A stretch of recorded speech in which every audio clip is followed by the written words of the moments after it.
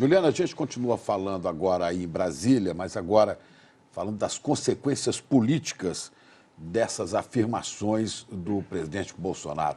Gerson Camarote, bom dia.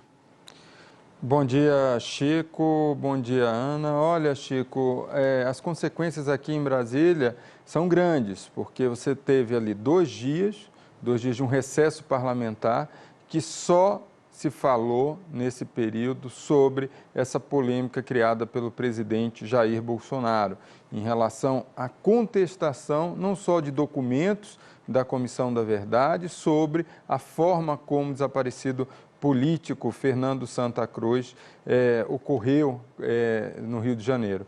Essa questão, Chico, você percebe primeiro o silêncio de algumas autoridades dos poderes.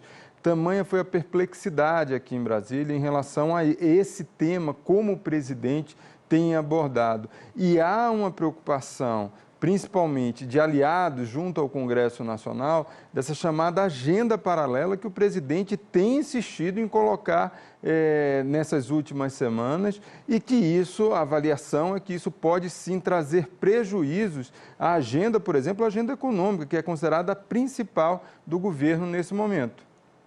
Agora, Camarote, e dentro do próprio governo, qual é a percepção sobre essas polêmicas aí desses últimos 2 dias?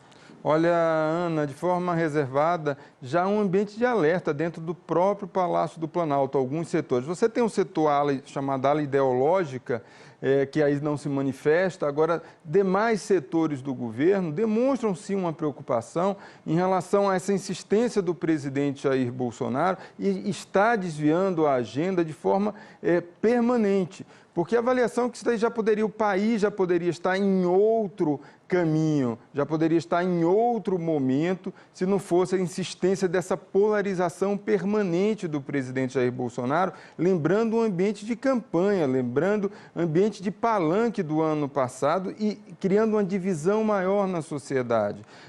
Há o reconhecimento do próprio presidente. Hoje ele deu uma entrevista ao jornal, foi publicado no Jornal Globo, em que ele fala que não tem estratégia, que ele é assim mesmo. E há o reconhecimento de auxiliares de que esse é o estilo do presidente, mas que neste momento isso já começa a trazer prejuízo ao governo e ao próprio país. Ana, Chico. Obrigada, Camarote. Até a próxima. A Justiça Federal validou o acordo que prevê a volta de mais de 1.000 radares nas estradas federais. Em abril, o governo chegou a anunciar a suspensão da instalação de novos radares. Isso era, inclusive, uma pauta defendida pessoalmente pelo presidente Bolsonaro. Mas aí a juíza deixou claro, né, Juliana, que as decisões do governo têm que ter um embasamento técnico.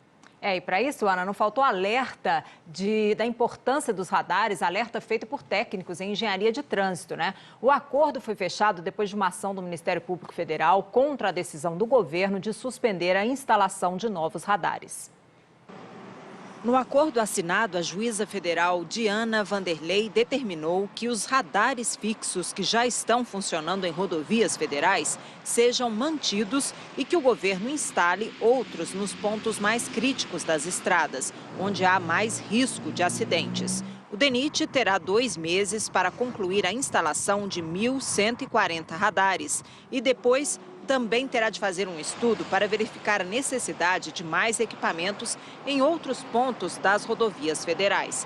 Na decisão, a juíza fez críticas veladas a Bolsonaro ao falar da importância de se tomar decisões como essa com base em critérios técnicos.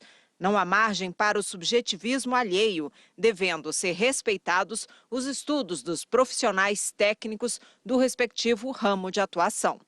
A juíza disse que foi alvo de ofensas e ameaças depois que decidiu suspender os efeitos da ordem do presidente. E destacou o reconhecimento dos técnicos em engenharia de trânsito da importância dos radares como um dos principais instrumentos de controle de velocidade para salvar vidas, diante da grande imprudência de muitos motoristas no Brasil e da falta de respeito às velocidades impostas.